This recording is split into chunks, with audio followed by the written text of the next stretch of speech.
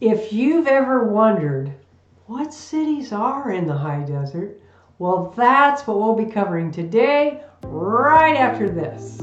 Hi, I'm Charlotte from the Volsch team. Welcome back to my channel. If you're the first time here, know that I'm a real estate broker, certified probate specialist and trust advisor in the many cities of the Inland Empire, including Redlands, Loma Linda, San Bernardino, Fontana, Rialto, Rancho Cucamonga, Ontario, and the many cities of the high desert. And every week I post tips, insights, and updates to help you gain clarity in today's world of information overload. So, a question I often get from people who are coming from Los Angeles, San Diego, Riverside, or Inland Empire is, where should I move? And if I'm looking for affordable housing, my answer is always the high desert. The high desert has great selection of affordable housing options to choose from. For instance, it's commuter friendly with fresh air, clear blue skies, dramatic landscapes, and exquisite desert sunsets. Some say the dry desert air is a cure for ailments of all sorts, including tuberculosis, joint issues, and asthma. And the cities of the high desert are close to recreation areas like Mojave, Hesperia Lakes, Johnson Valley, Big Bear, Wrightwood, and more. Now, after that answer, there's usually a follow-up with this next question, which is, what cities are in the high desert? Well, as you can see on this map, the high desert is spread out to 9 major areas: Oak Hills, Hesperia, Pinon Hills, Phelan, Victorville, Apple Valley, Adelanto, Helendale, Barstow, and Lucerne Valley. Now, living in the high desert area, you will hear the terms down the hill or up the hill by locals. And that refers to traveling down or up the 15 freeway to get to and from the high desert. The elevation in the high desert is around 3,000 to 4,200 feet, with higher elevations in Wrightwood and lower in Barstow. There is less pollution in the high desert, which is why you'd have those beautiful clear blue skies.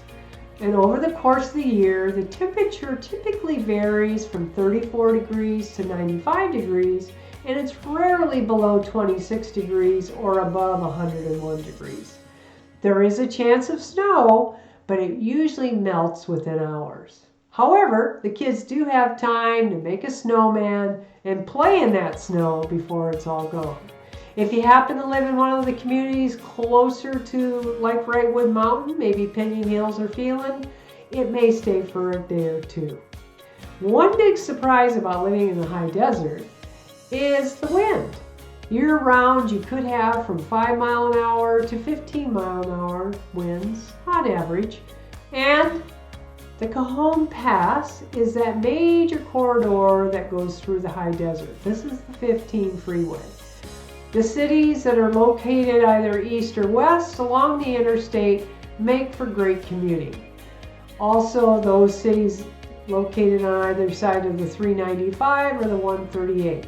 Now, the communities that are close to these major connectors make them very desirable, as I mentioned, for commuting down the hill to work or travel north to Los Angeles or Las Vegas, maybe northwest to Bakersfield or Edwards Air Force Base, or northeast to Big Bear Mountain. Within each of these cities, you will find numerous kinds of communities that offer specific lifestyle amenities to choose from, like gated communities, 55 plus communities, communities with large lots and open spaces, or communities with sidewalks and parks. Now, Victorville and Barstow are 2 cities that offer community colleges. And business and shopping has grown tremendously in the last 7 years in all areas. That, along with road improvements and highway expansions to accommodate the influx and growth in the high desert, make it a very favorable place to live. In Oak Hills, Hesperia, Phelan, Pinon Hills, Apple Valley, Barstow, Lucerne Valley, you can purchase a home with 2 or more acres. And one of the huge benefits to owning more property is the option of adding on what's often referred to as a mother-in-law quarters or an apartment or maybe even a second home, which will increase the value of the property and the current home. Now below is a list of cities and what makes each unique and desirable to the people living there. And we're going to cover half of those in this video and the rest in a second one. So we're starting with Oak Hills, which is considered the gateway to the high desert. The community of Oak Hills is unincorporated. It's located along the Interstate 15 freeway, both on the east and the west side.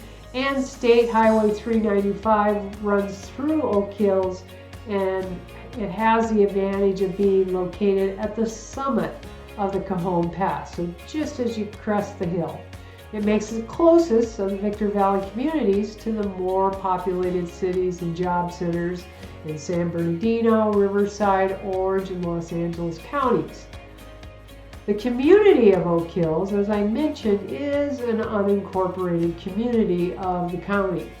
And housing development opportunities in the city are varied and range from very large sized lots, estate-sized lots, I should say, to equestrian lots, to standard single-family lots. The Oak Hills community presently consists of estate-sized lots of a minimum of 2.5 acres, down to single-family lots of a 1/4 acre. And now Oak Hills has an amazing high school with very high education rankings, which was opened in August of 2009. It does remain the only education facility within that planned area. Other school services and parks and recreational services are provided by the adjacent Hesperia city. Now see this video for more information on Oak Hills. Hesperia is the next city, and here the aqueduct traverses the area.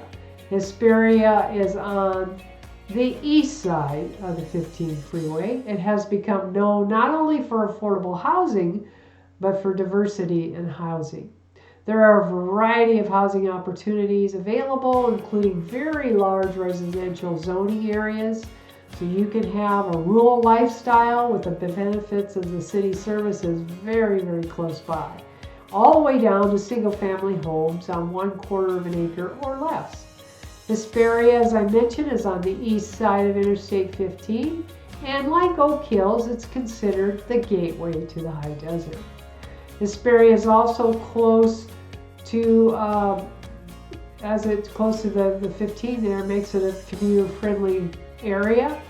It has spaciousness between neighbors, lots of new shopping and dining hubs, and new custom-built villas overlooking Hesperia Lakes, as well as modern, amenity-rich subdivisions.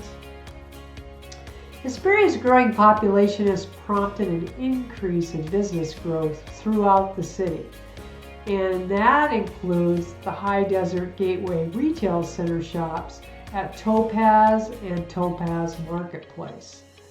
Some of the things to do include Hesperia Zoo, Hesperia Lakes Fishing and Camping, and Hesperia Golf and Country Club. Our next city is Pinon Hills. Pinon Hills is in the foothills of Wrightwood, and it includes 2,044 nearby mines. Living in Pinon Hills offers residents a suburban rural mixed feel, and most residents own their own homes in Pinon Hills. Many retirees live in Pinon Hills, where the median home value is approximately $306,000. Some of the things to do in Pinon Hills include visiting the Forever Wild Exotic Animal Sanctuary, and also the zip lines at Pacific Crest Pinon Hills is next door to Oak Hills on the west side of Interstate 15. And it's in that tri-community that consists of Phelan, Wrightwood, and Pinon Hills. So one of the largest military simulation airsoft events in the United States is Operation Lion Claws, and it's held in the mountains of Pinon Hills on the Jubilee Boy Scouts Ranch. Now the city of Phelan is below Pinon Hills. So Pinon Hills is in the foothills of Wrightwood. Below that is Phelan. It's also on the west side of Interstate 15 and the east side of the 138. This is a rural area with 2-acre lots minimum, many dirt roads, and spacious spread out environment. From Phelan you will have easy access to Wrightwood, going right up the 138, and also the Mojave Desert recreation area. The 138 is great for commuters, which dumps right down into that 15 freeway and on to whatever direction you need to go. Phelan's history dates back to the days of the Mormon Trail, when settlers passed the way on towards San Bernardino and points beyond that. It was named after Senator James D. Phelan. And for more information on Phelan, watch this video. Our next city is Victorville. And Victorville is on both the east side and the west side of Interstate 15, starting at Bear Valley Road. Victorville is an ethnically diverse city, and some things to do include activities at Mojave Narrows Regional Park, which is a beautiful park. It offers year-round activities like camping, hiking, fishing. There's also Green Tree Golf Club in Victorville, and Victorville is close to Johnson Valley and Barstow for desert play locations. Restaurant Row runs through the center of Victorville, just blocks off the Interstate 15 on the west side. It features nearly 24 individual establishments. Something there for everybody, including all tastes and budgets. Now the typical home value of Victorville is from a low of $290,000 to above $500,000 for luxury homes in the high sought after area of Spring Valley Lake community. That concludes part 1. So click the like button and the subscribe button to be sure you're notified of part 2, where you will learn about Adelanto, El Mirage, Helendale, Apple Valley, Barstow, and Lucerne Valley. And I'll see you then.